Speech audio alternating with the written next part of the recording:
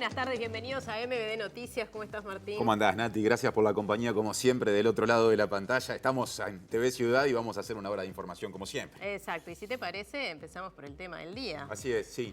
Porque autoridades del Ministerio de Vivienda y Ordenamiento Territorial reconocen que en lo que va de este gobierno creció la cantidad de asentamientos y la población total que vive en esas condiciones a nivel nacional. Se generaron 11 nuevos asentamientos irregulares y además se expandieron algunos preexistentes. De todos modos, el subsecretario de la cartera, hablamos de Tabaré Hackenbruch, afirmó que se cumplirá con los realojos y también con las regularizaciones que estaban previstas para el quinquenio y que en breve se anunciará oficialmente la intervención de 2 asentamientos más. Esto se va a estar, como decíamos, anunciando en breve y por departamento esos 2 adicionales a través del fideicomiso creado en la última rendición de cuentas para atender justamente esta problemática. Bien, y si te parece, repasamos más noticias.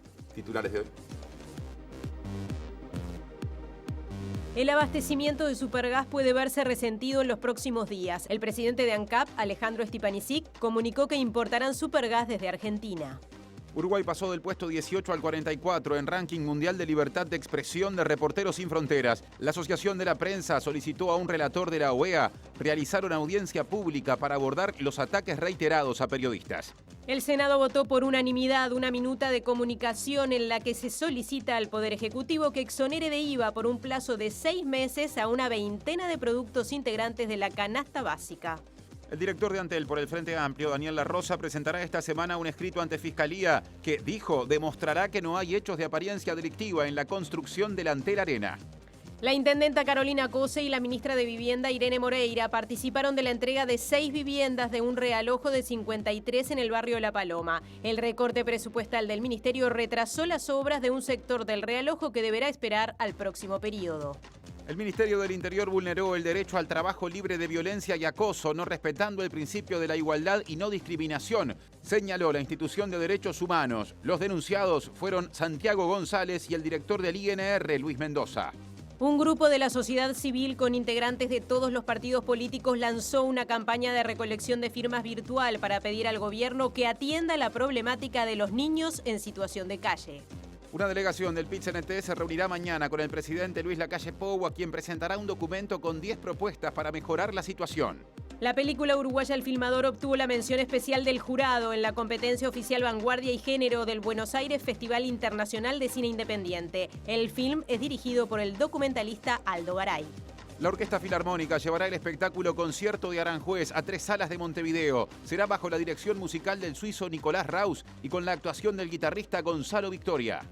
El presidente ruso Vladimir Putin pidió hoy a su homólogo francés Emmanuel Macron que Occidente deje de enviar armas a Ucrania y que la Unión Europea reconozca los crímenes de guerra cometidos por las fuerzas ucranianas. El jefe de la Corte Suprema de Estados Unidos confirmó la autenticidad de un borrador filtrado que encendió las alarmas de la opinión pública y del gobierno demócrata por la posibilidad de que se anule el derecho al aborto en Estados Unidos, donde es legal desde 1973.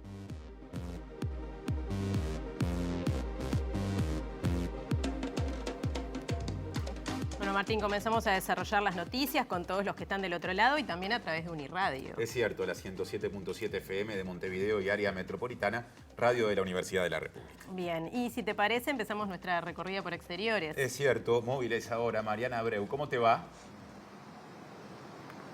¿Cómo estás, Tincho, Natalia? ¿Cómo andan? El saludo para todos.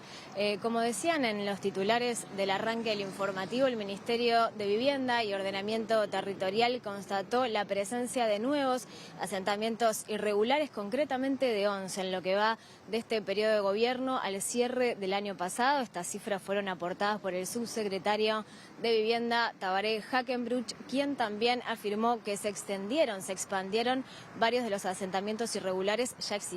Esto quiere decir que más gente vive en asentamientos. Por otro lado, la cartera trabaja junto a las intendencias departamentales en lo que será la intervención en asentamientos irregulares financiadas por este fideicomiso votado por el Parlamento el año pasado de 240 millones de dólares.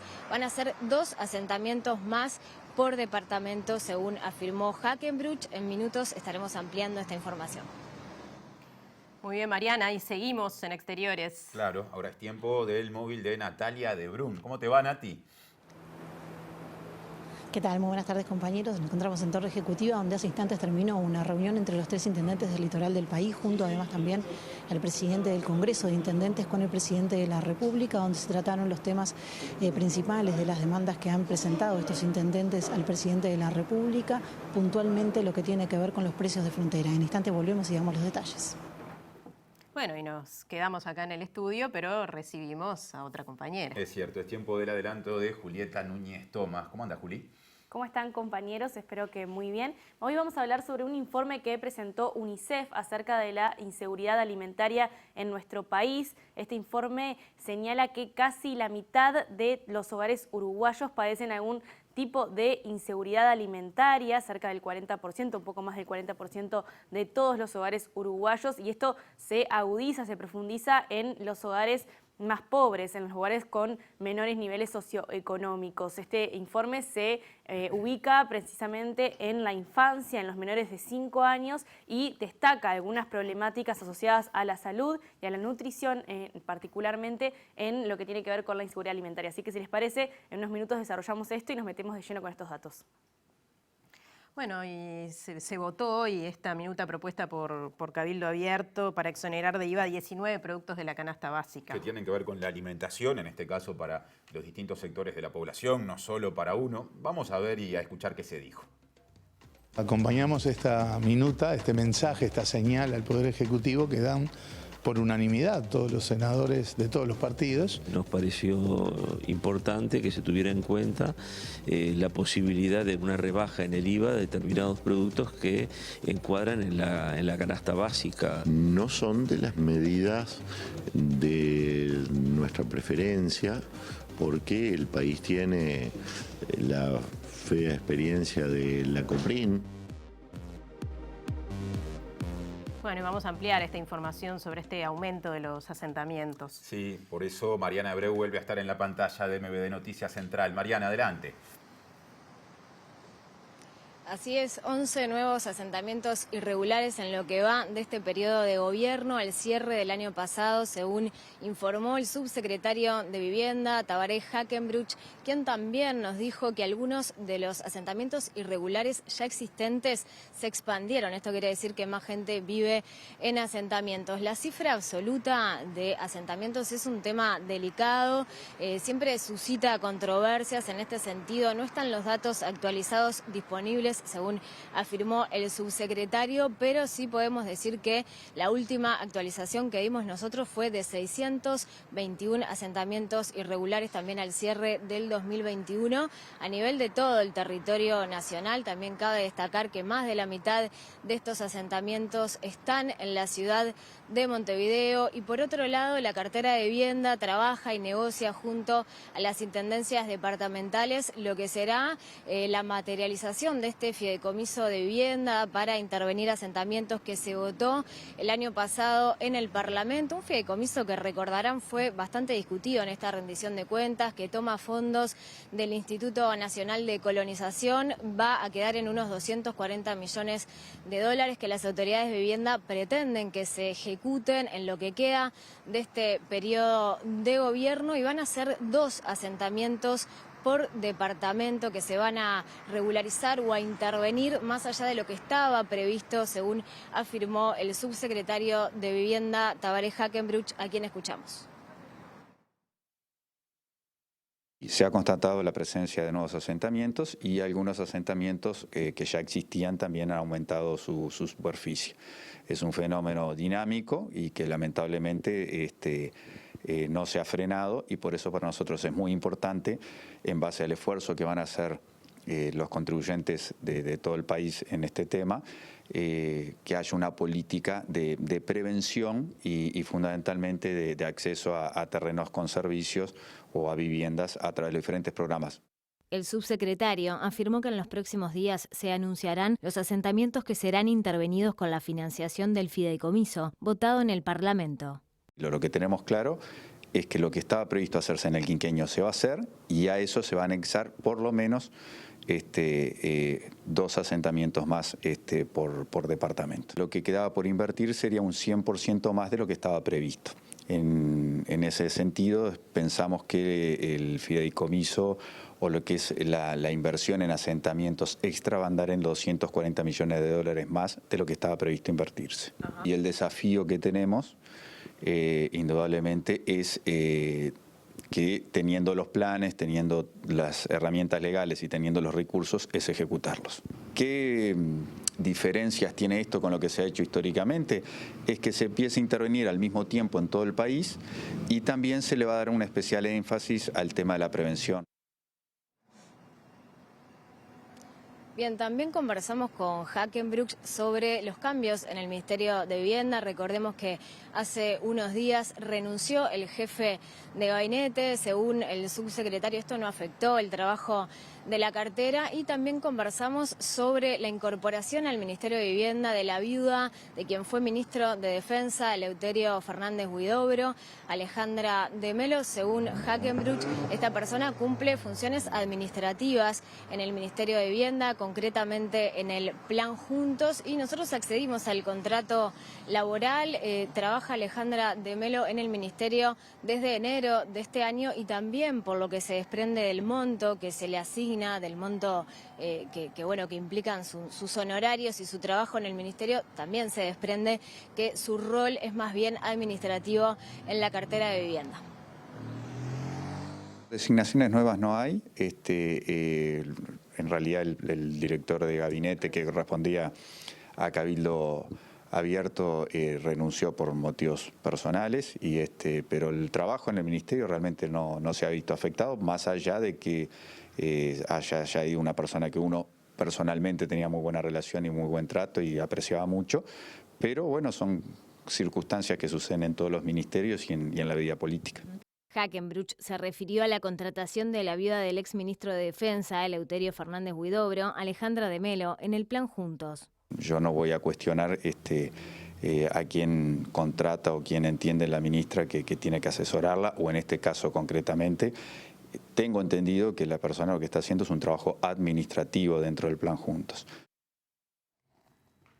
Bueno, cambiamos de tema, Sí. Martín, y presten atención. ANCAP no descarta que haya faltante de supergas en los próximos días como consecuencia de un corte de luz que afectó la refinería de La Teja días atrás. En conferencia de prensa hoy, el presidente de ANCAP, Alejandro Stepanisic, dijo que se va a recurrir, esto ya está confirmado, a la importación de gas desde Argentina.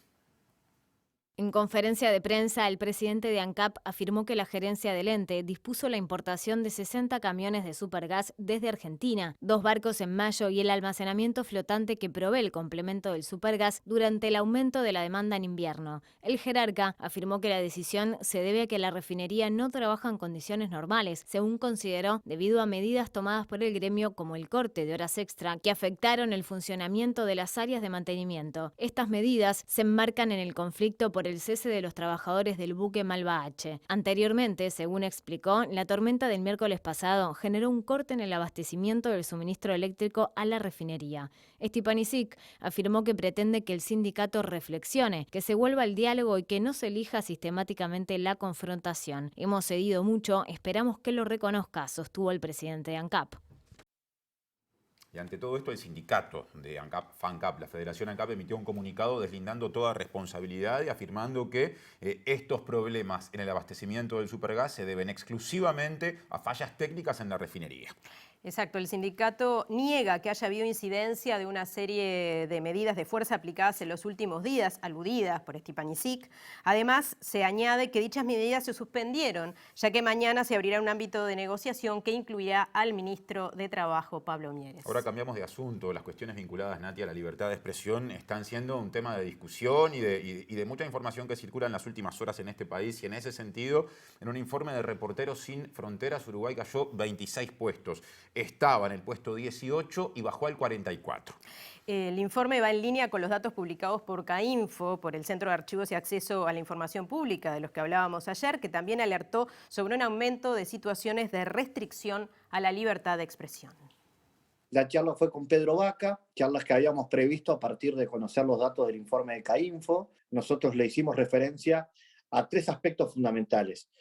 Por un lado, la judicialización de algunos casos que pasan directamente hacia la justicia y que llevan a que periodistas tengan que terminar en un juzgado para declarar por hechos vinculados a sus coberturas periodísticas. Un segundo caso que involucra a la poca respuesta que tenemos de organismos del Estado a los pedidos de acceso a la información. Y la tercera habla de algunos episodios que entendemos son graves, de alguna manera de persecución a periodistas que notorias figuras políticas cercanas al gobierno, a la coalición de gobierno, y concretamente la tercera en línea de sucesión de la presidencia, la senadora Bianchi, que ha expresado reiteradamente en su cuenta, sobre todo en sus cuentas de redes sociales, argumentos descalificatorios contra el trabajo de algunos periodistas. Vamos a formalizar este planteo ante la comisión y seguramente, en caso que así este organismo lo decida, podamos tener, tal vez este mismo año, una presencia de integrantes de la Comisión Interamericana de Derechos Humanos para que escuchen de primera mano lo que la sociedad civil y también el Estado, porque ahora también le corresponde al Estado hablar, tiene para decir respecto a esta situación. Bueno, otro asunto, lo decíamos antes, el Senado aprobó una minuta de comunicación al Poder Ejecutivo que solicita la exoneración de IVA a 19 productos de la canasta básica. Hablaron al respecto varios senadores. El cabildante Guillermo Domenech y el frente amplista Mario Vergara coincidieron en que son medidas necesarias, pero no suficientes. Ante una circunstancia de excepción, creemos que tiene que responderse con medidas de excepción y entonces nos pareció importante que se tuviera en cuenta la posibilidad de una rebaja en el IVA de determinados productos que encuadran en la canasta básica de los otros. Acompañamos esta minuta, este mensaje, esta señal al Poder Ejecutivo que dan por unanimidad todos los senadores de todos los partidos, que es necesario que haya una ayuda más inmediata y más amplia a sectores que no la están pasando bien, que están viendo sus ingresos cayendo en esta escalada de precios, sobre todo en los bienes de la canasta familiar. También habló de esto el senador nacionalista Sergio Botana, que dijo que estas medidas tienen el objetivo o van en la línea de aumentar el menú de opciones del Poder Ejecutivo, pero también estableció reparos, ¿no? Sí, dijo que históricamente este tipo de medidas no han sido efectivas y han generado diversos problemas. Estas medidas se pueden aplicar, técnicamente es posible aplicarlas. No son de las medidas de nuestra preferencia, porque el país tiene la fea experiencia de la COPRIN. Este tipo de medidas generan desabastecimiento, generan pérdida de calidad de la oferta, los precios tienden a ir a su lugar, a su nivel natural. El país no tiene linda experiencia en este sentido. El director de Antel por el Frente Amplio, Daniel La Rosa, dijo hoy en Ciudad Viva que esta semana presentará un escrito ante Fiscalía que demostrará que no hay hechos de apariencia delictiva en la construcción del Antel Arena. También dijo que no entiende por qué la denuncia penal presentada sobre la construcción del Antel Arena no tiene la firma ni del presidente de Antel ni del vicepresidente. Pensamos en esta semana presentar la información a Fiscalía. El escrito creo que es bastante contundente respecto a la operación, circo mediático y esta operación política que se ha montado en torno al Antel Arena. Todos los cuestionamientos que hay son de la órbita administrativa, digamos, son como si se reservó correctamente o no las actuaciones, si las compras directas que son legales se hicieron con respaldo o no, o sea, son todas cosas administrativas. Hechos de apariencia delictiva no aparecen ni del informe de Ecovis, ni tampoco del informe jurídico de la interna de Antel. Y luego la denuncia, que sorprendentemente no la firma ni el presidente ni el vicepresidente de Antel, ¿no? Una cosa tan importante se manda a un tercero a firmar. Esa denuncia no deja de ser un conjunto de calificativos, pero no contiene nada en particular. La Institución Nacional de Derechos Humanos y Defensoría del Pueblo emitió un dictamen o una resolución en la cual entiende que en el Ministerio del Interior se vulneró el derecho al trabajo libre de violencia y libre de acoso. Fue en respuesta a las denuncias presentadas el año pasado contra el director de Convivencia y Seguridad Ciudadana de esa cartera, Santiago González, y el director del Instituto Nacional de Rehabilitación, Luis Mendoza.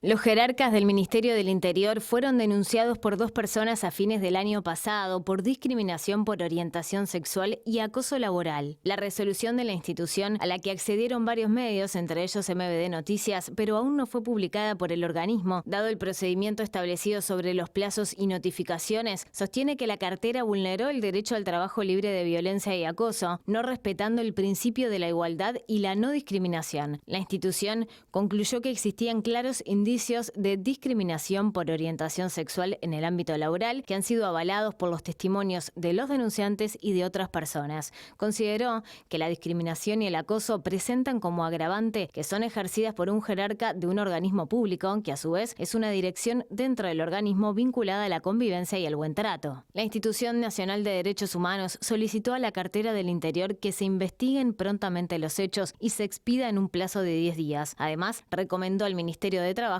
que investigue las denuncias.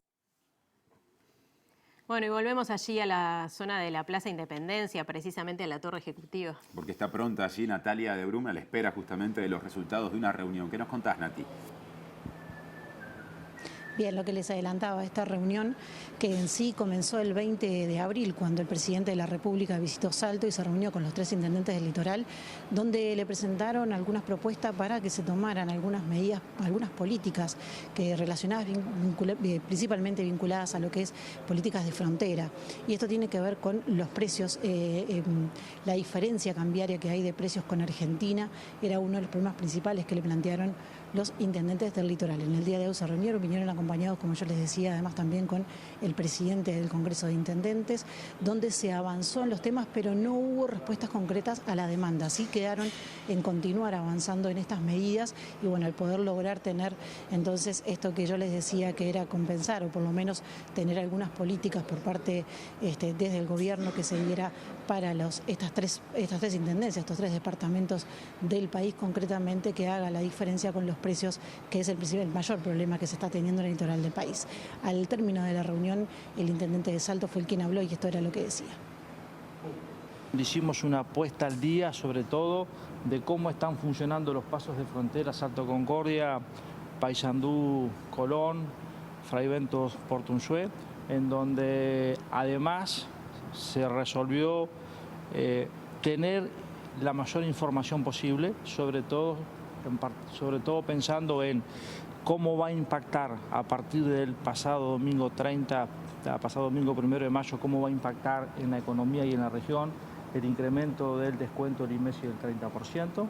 También tener información sobre el número de empresas, pequeña, mediana, la microempresa, que desde el año pasado tienen un conjunto de beneficios que pasan básicamente por descuentos de IVA, descuentos de IRAE, descuentos de impuesto al patrimonio. Es decir, tener cuantificado cómo ha impactado eso en la región, saber y transmitir también de que esta medida está vigente durante un año, tener información también del Banco de Previsión Social sobre si esta diferencia de precios que existe entre una y otra frontera ha impactado, por ejemplo, o ha significado un aumento o no en el número de trabajadores que están en el seguro de paro.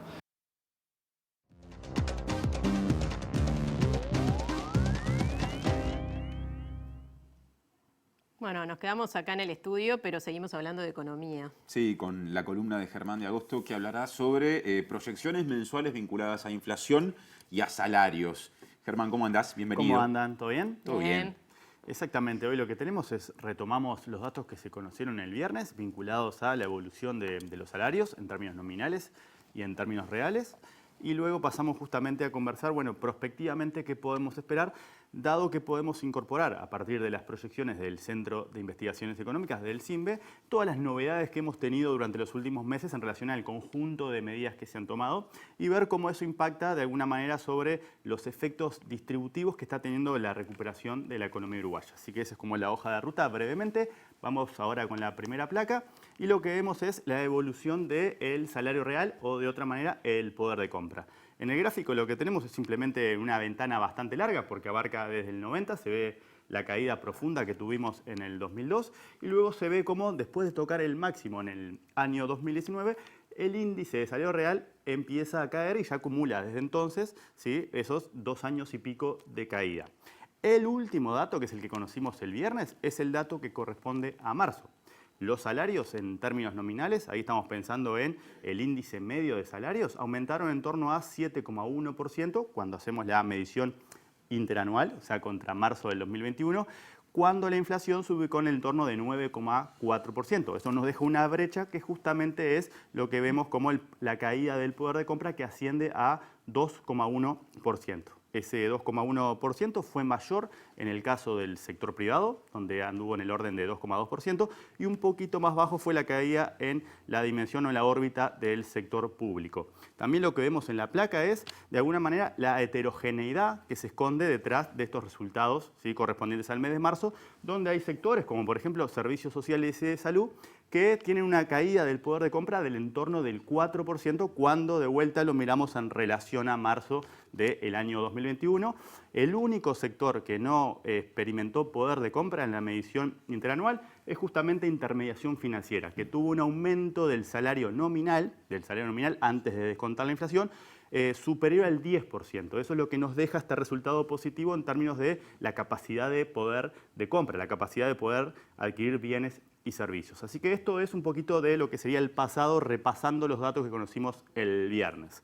Ahora, en la segunda placa, en base a las nuevas estimaciones del CIMBE, lo que podemos es ver, bueno, todo esto que se está discutiendo en relación a si efectivamente las medidas que se tomaron el 18 del mes pasado van a ser suficientes o no para revertir esta caída, por lo menos en términos anuales, del poder de compra. Y como vemos, si bien vieron que hay un aumento bastante importante ahí de la línea gris, que justamente mide los salarios en términos nominales, eso es julio, justamente recogiendo los ajustes que se están adelantando. Pero no obstante, no es suficiente para compensar la trayectoria de la inflación, que va a seguir por encima del 9%. Entonces, si esa dinámica mensual la llevamos para tratar de entender qué pasa en el año, lo que tenemos es o por lo menos las estimaciones al día de hoy están arrojando una nueva caída del poder de compra, una nueva caída del salario real que se estima para la economía en general en torno del 1%, ¿sí? Un poquito más para el sector privado que para el público, pero nos está dando una nueva caída, así que tendríamos, como está la cosa, de vuelta son estimaciones sujetas a mucha incertidumbre, pero tendríamos una nueva caída que se acumula en el 2020, 2021 y este año. Y eso es lo que nos lleva ahora a la última placa, donde justamente vemos cuál es el impacto distributivo a través de una foto que ya hemos visto, simplemente ahora la estamos actualizando. Eso básicamente lo que estamos pensando con esta placa es la analogía, ¿se acuerdan de la torta y los comensales? Básicamente el crecimiento es un medio, no es un fin en sí mismo. Es una condición necesaria, pero no es una condición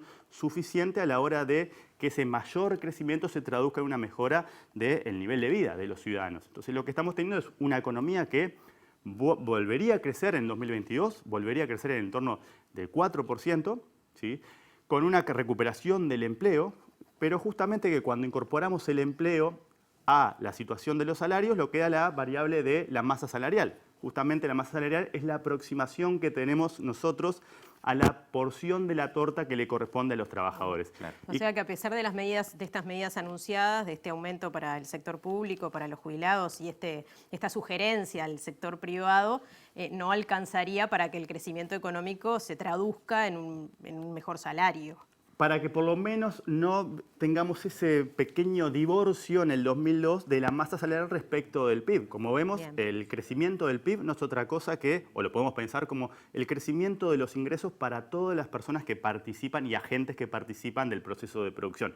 En este caso, la masa salarial es la porción de la torta que corresponde a los trabajadores y, como se ve, pese a que tendríamos el tercer año de crecimiento, porque en 2021 rebotamos, ¿sí?, 2022 tendríamos esto, seguimos viendo cómo de alguna manera no hay un derrame, ¿sí?, por lo menos que se traduzca en o por lo menos que se acompase la masa salarial con justamente las estimaciones del PIB, lo cual tiene distintas consideraciones desde el punto de vista distributivo. Germán, sobre el cierre sintéticamente, mencionaste las incertidumbres que hay cuando se hace este tipo de ejercicio. ¿Cuáles podemos mencionar para entenderlo? Y para empezar, probablemente nuevas medidas. Eso ya cambiaría de alguna manera, habría que volver a meter eso en la licuadora, batir y ver qué nos da, ¿sí? Pero ahí ya tenés una fuente de incertidumbre, después tenemos la fuente de incertidumbre vinculada al sector externo, todo lo que está pasando, por ejemplo, o con lo que podría llegar a pasar con el dólar, que hoy el dólar de alguna manera está ayudando con la inflación porque el dólar viene a la baja, pero eventualmente eso se podía revertir y eso depende de lo que haga el Banco Central de Estados Unidos, que está en un combate feroz, o si se quiere, contra la inflación, y eso supone que nos puede tirar el tipo de cambio para arriba, y ahí sí tendríamos también una innovación que viene por ese lado. También hay dudas o incertidumbres en torno a la recuperación mundial, dado que la política china de confinamiento estricto o de cero tolerancia a COVID también genera para uno de los principales, si no el principal motor del mundo, motivos por lo menos para justamente dudar sobre si efectivamente vamos a tener problemas o dificultades en el sector externo que luego se nos traduzcan a través, por ejemplo, del dólar en justamente la inflación. O sea que tenemos varias fuentes de incertidumbre en relación a lo que podemos llegar a esperar, pero esto con la información que tenemos al día de hoy, esta es la mejor estimación que podemos hacer, ¿sí? Y nos está mostrando que pese a que los salarios vieron que de alguna manera en julio se tiene ese saltito, igualmente cuando lo medimos en una ventana más larga nos da que 2022 podría arrojar una nueva caída del poder de compra que siga, ¿sí? Significando que la porción de la torta que les corresponde a los trabajadores todavía iría por atrás, ¿sí? En relación a la evolución del PIB, que crecería de vuelta en torno al 4% por segundo año consecutivo. Bien, muy bien. Bueno, muchas gracias, Germán. A ustedes. Te esperamos, seguiremos analizando entonces estas variables. Mañana tenemos la inflación, por ejemplo. Sí, claro. Bien. Así que el jueves venimos con eso. Y seguramente vengamos con eso. Muy bien. Quedó hecho el anuncio entonces. Pero muy Nacho. bien. Bueno, y seguimos con otros temas. Temas de vivienda en este caso, porque la ministra Irene Moreira justamente anunció que el 13 de mayo se va a hacer la presentación formal del fideicomiso orientado a regularizar asentamientos. Sin embargo, aclaró que todavía no tiene la lista de las intervenciones y realizarán un relevamiento nacional entre el 9 y el 11 para ajustar los datos.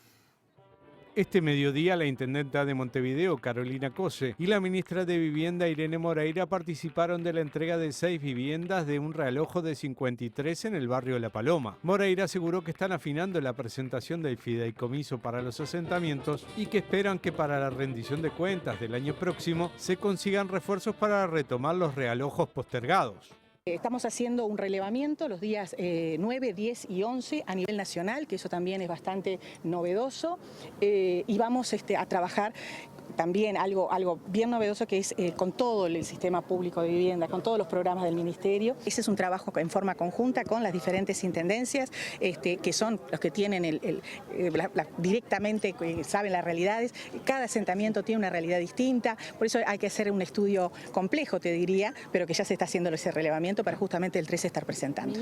Desde el año 2019, la Intendencia realiza obras en La Paloma y espera negociar con el Ministerio la inclusión de nuevos barrios en los realojos. Aspiramos que en el primer trimestre del año que viene podemos estar haciendo ese impulso, podemos estar haciendo 4 llamados, que creo que eso realmente va a ser un oxígeno bien importante para darle por una vez por todas ese puntapié final a este barrio de La Paloma.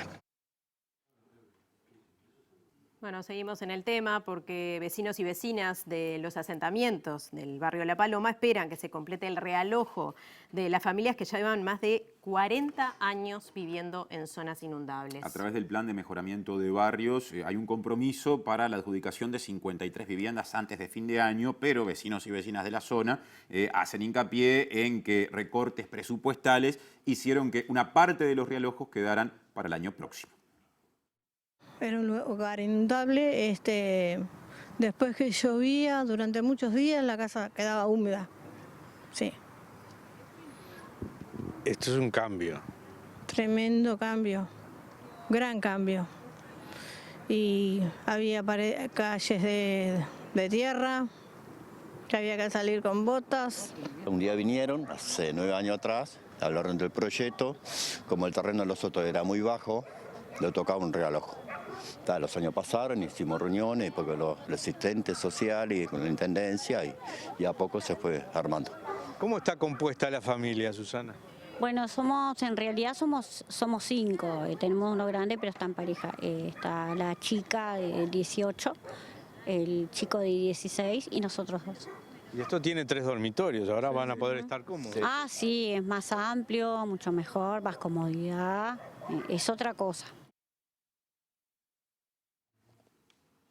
Bueno, consumo de nutrientes y alimentos en la primera infancia, el tema de hoy de nuestra compañera Julieta Núñez Tomás. Que ya desarrolla su informe. Juli, ¿por dónde empezás?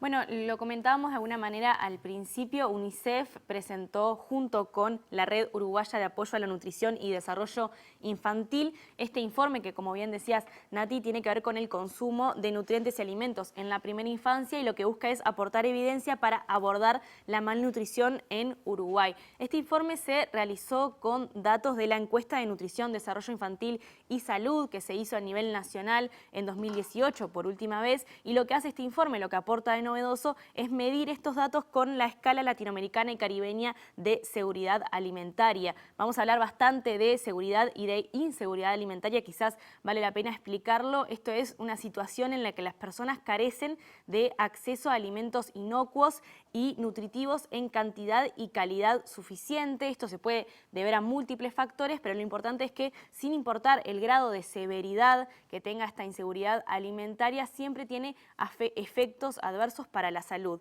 Este informe que presenta UNICEF y esta red uruguaya vinculada a la nutrición señala que en 2018 en Uruguay, que son los datos que tenemos, estos previo a la pandemia, y en el mismo informe ya señalan que esto seguramente haya empeorado o haya sufrido modificaciones con respecto a lo que tiene que ver con la pandemia de COVID-19 y las privaciones asociadas a estos últimos 2 años. 25,5% de los hogares uruguayos con niños menores de 5 años presentaba inseguridad alimentaria leve, 11,7% de grado moderado y 4,8% de grado severo.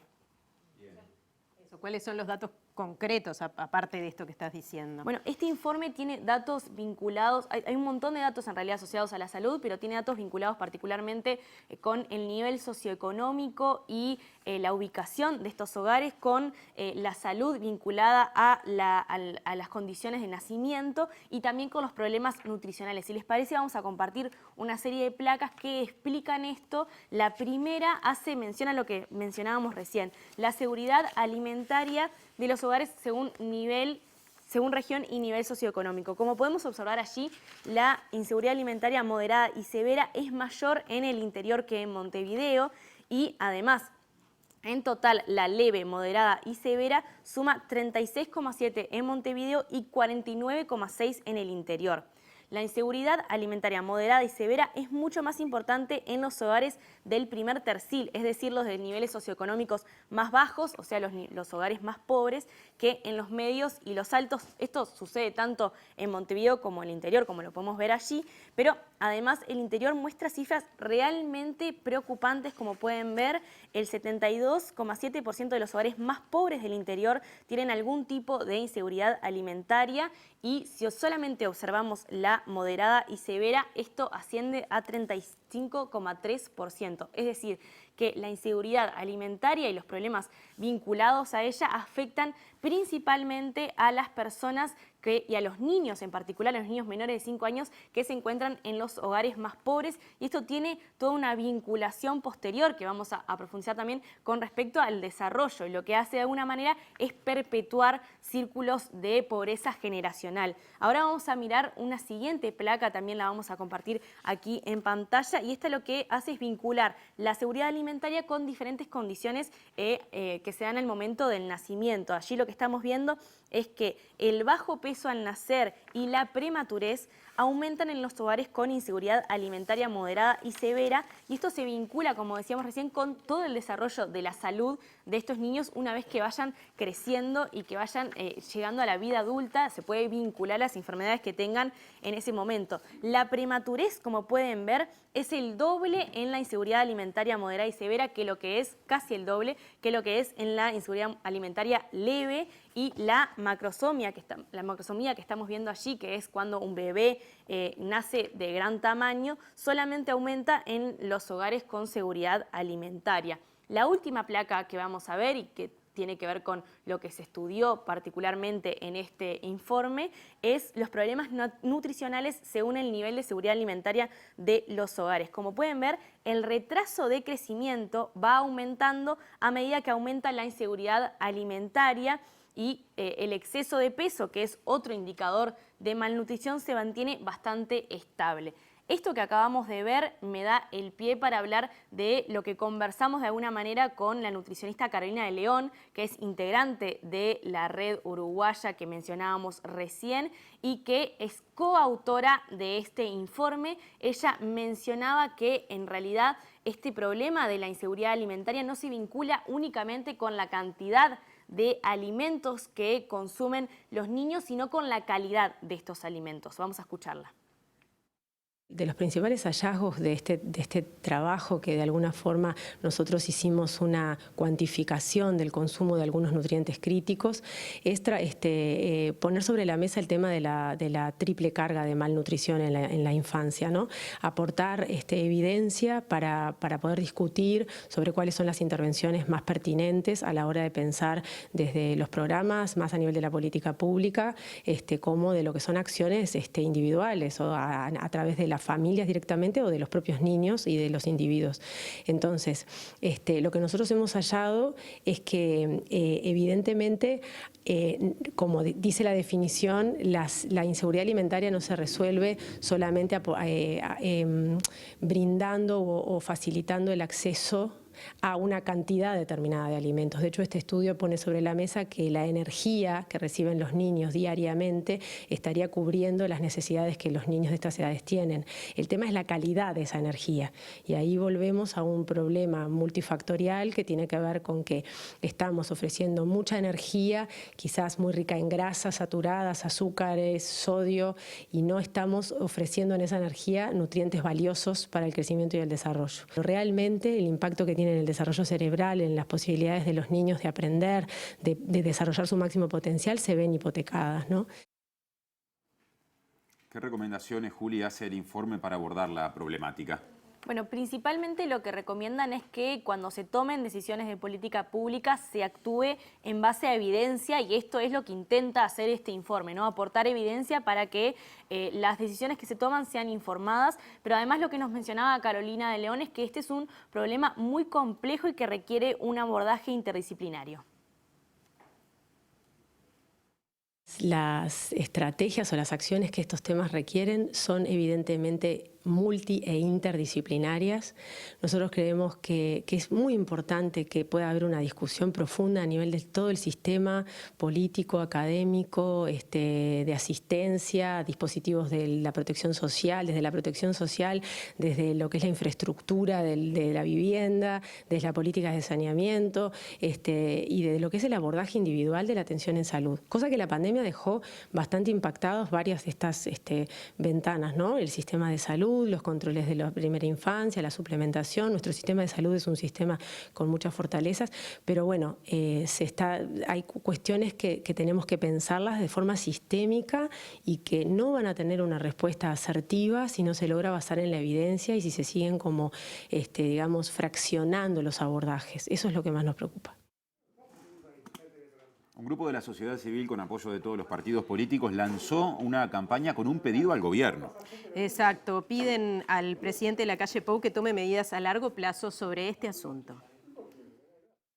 Nosotros hemos lanzado una campaña como ciudadanos de recolección de firmas que tiene la inquietud de llegarle al señor presidente de la República para que tomen medidas más a largo plazo. No alcanza con lo que se está haciendo. Es importante en el momento, pero pensemos en esos niños en el futuro. ¿Dónde van a ir? Cuando no tengan la posibilidad o van a vivir toda la vida en refugios.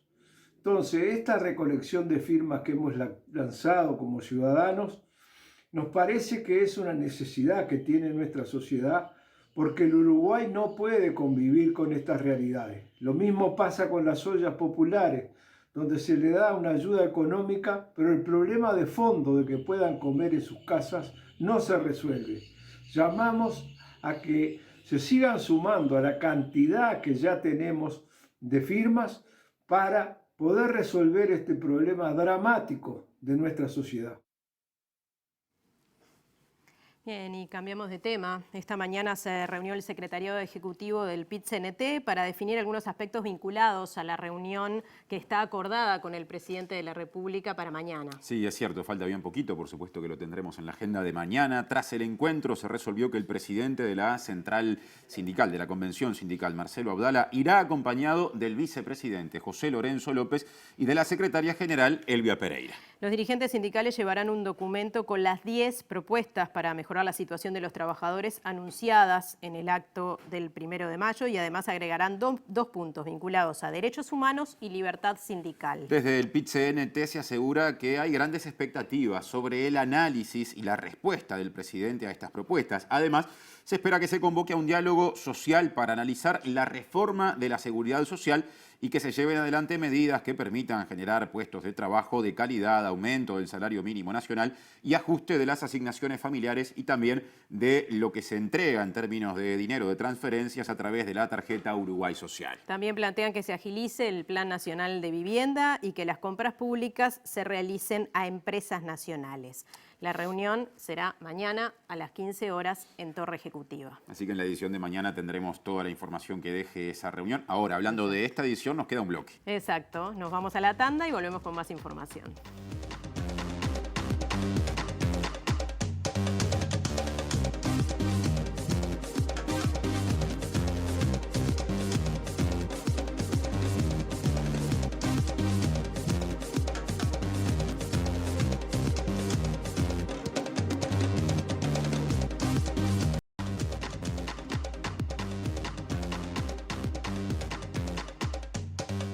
¿Qué tal? Abrimos el capítulo internacional y como solemos hacerlo últimamente, lo hacemos con la situación que se plantea en Ucrania. Porque hoy, además de los ataques que volvieron a repetirse sobre la sitiada ciudad de Mariupol, el presidente ruso Vladimir Putin y su homólogo francés Emmanuel Macron mantuvieron una conversación durante 2 horas aproximadamente, en las cuales el presidente Putin se mostró dispuesto a dialogar, pero pidió que Europa y Occidente en particular dejen de enviar armas a Ucrania.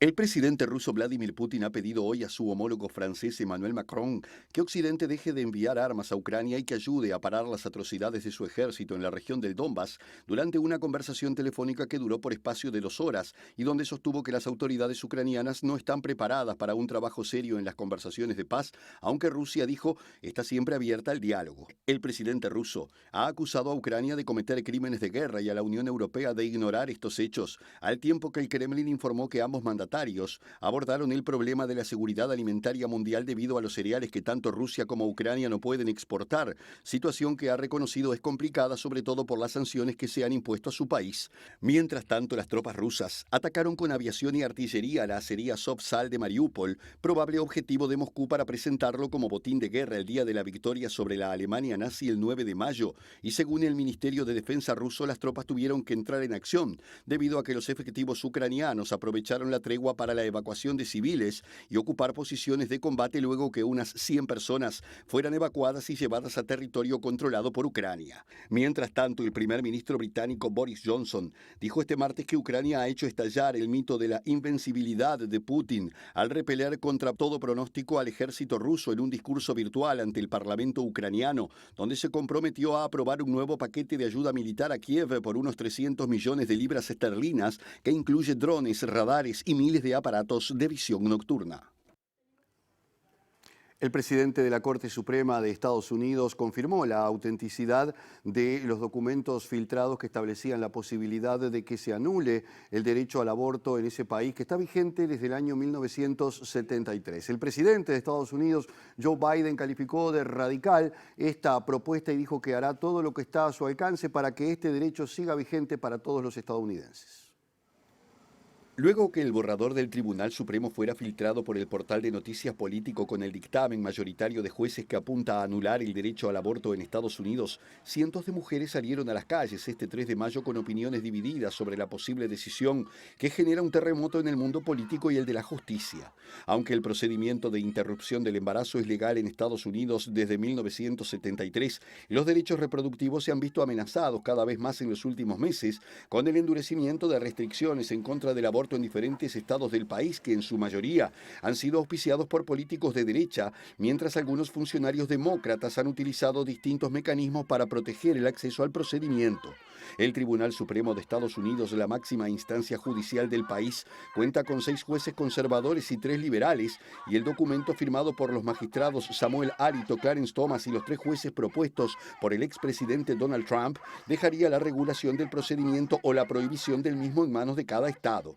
El borrador de opinión filtrado en la noche del lunes y que sugiere la anulación del histórico caso Rose versus Wade de 1973 que legalizó el aborto en el país fue confirmado como auténtico por parte del presidente del Tribunal Supremo, John Roberts, quien además aseguró que el texto no representa la posición final de ningún miembro sobre las cuestiones del caso. El presidente de Estados Unidos, Joe Biden, calificó el proyecto de radical, asegurando que toda una serie de derechos que se basan en la presunción de privacidad se verían amenazados, y se comprometió a trabajar para codificar el derecho al aborto en una ley federal, asegurando que la justicia básica y la estabilidad de la ley exijan que el Tribunal Supremo no anule el caso que legalizó el aborto en todo el país.